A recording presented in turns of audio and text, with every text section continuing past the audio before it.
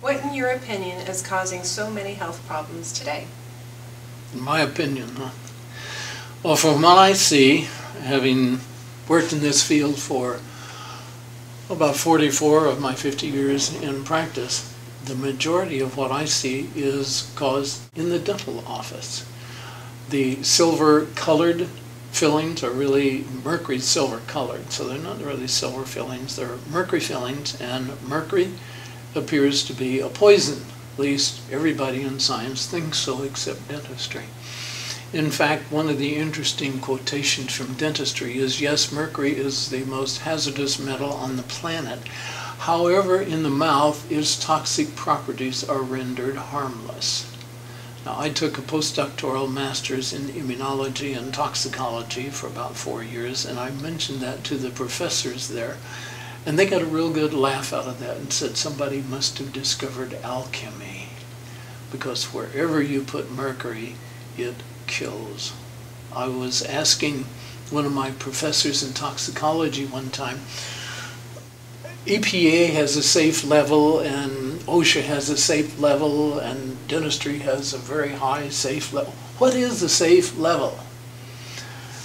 And he looked at me, this was in front of class, so I was quite taken by his answer, because he started, well, doctor, I knew I was in trouble. He said, 1 atom can kill 1 cell. You tell me the safe level. There is no safe level. But why does dentistry use it? Because it's cheap and it's easy to place. What more could you ask for? I guess if you wanted to push it, really the filling is not the only thing that creates a problem. Actually in 1976, they came out with a new filling because of the ruckus that I was stirring up, saying mercury was coming out of the filling. They said it wasn't. It was easy to prove it did come out of the filling. So they came out, the American Dental Association paid for and developed and patented something called the high copper amalgam, which has about 33% copper instead of 3% copper. And they said no mercury can possibly come out of that. Well, copper increases the chemical and electrical reactions of anything it's added to. So this was actually tested scientifically and found that the new copper amalgam, high copper amalgam, put out 50, that's 50 times more mercury than the previous amalgam. So today, if you have 1 filling placed, that's like in 1975 having 50 fillings placed. So this is another reason we have a big overdose of mercury, and so for this reason it is called state-of-the-art. Then we get into something else called root canals. And since 1927, when Coolidge said 97% of the root canals are successful, we have not found the definition of successful. In 1990, 92, 94, the Dental Association was talking about how sterile it was, that the dentists, and they'll say this today, that they can absolutely sterilize a tooth by using drugs, by using ozone, and all this sort of thing. Well, in our DNA laboratory, we test these things. And the sterile root canals, so far we have 700 that we have tested. And out of 700 are contaminated with some of the world's worst bacteria, the ones that give the worst diseases. So if you put those two together, this may be where a lot of the, at least the,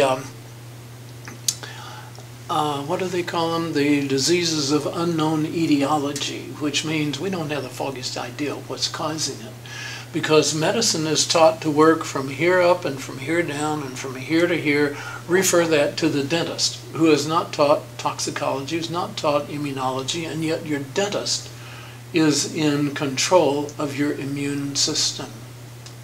The immune system is primarily your white blood cells. And dental materials make your white cells go up or go down, or kill them, but whatever the dental materials do, they do not help you fight disease.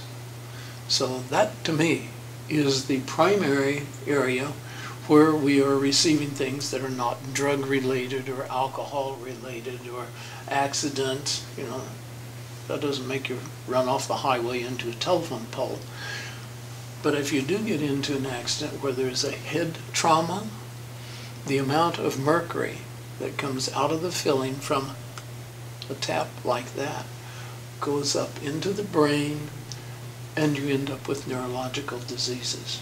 In fact, they found the number of fillings in your mouth is directly related to the amount of mercury in the brain, unless you've had a head injury. So if we look at diseases like multiple sclerosis, like Lou Gehrig's disease, where we're looking at neurological diseases, the first thing I ask now is, have you had a head trauma, a head injury within the last year or two? Because studies have shown from a pretty good blow to the head, the amount of mercury in the brain can go up 1,000 times higher than those who have not had a blow to the head. So there's no way you can guarantee that you're not going to have a head injury, but you can use a comment that Nancy Reagan said one time, and I thought, that is dumb. And yet I have repeated that statement over 1,000 times. Because Nancy Reagan, I think she was talking about drugs, she said, just say no. And if the dentist says they're going to put in a perfectly healthy silver filling or state-of-the-art high copper amalgam, just say no. You are in control of your body. So root canals are full of bacteria. Now they don't use gold crowns very much because gold's expensive, so they use nickel. Nickel is the #1 metal that produces cancer. Now root canals can produce cancer too. So you put the two of them together and alter the cell membrane with the mercury, and it appears that it is practically impossible to catch cancer without a root canal, or certainly it is helped if you have root canals and the silver mercury fillings. And people say, oh, well, dentistry wouldn't use mercury anymore. Maybe 1,000 or 100 years ago they did, but not today. Oh yes, today dentists placed 100,000 amalgams.